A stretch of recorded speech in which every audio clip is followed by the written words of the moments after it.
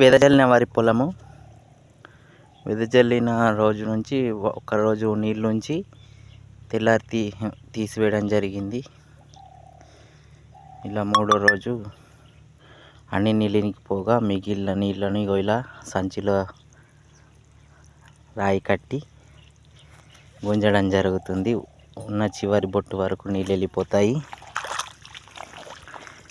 చూడండి, ఇక్కడ నీళ్ళు ఉన్నాయి కొన్ని.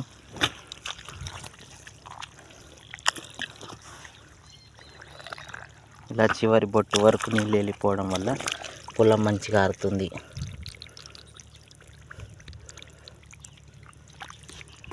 పొలాన్ని గొర్రుతో చదును చేయడం జరిగింది. మరీ ఎక్కువ ఎక్కడ నీళ్ళు లేవు. ఈ కొన్ని నీళ్ళు కూడా మళ్ళీ పెట్టినప్పుడు తీసివేయడానికి అనుకూలంగా ఉండటం కోసం ఇలా చేయడం జరుగుతుంది.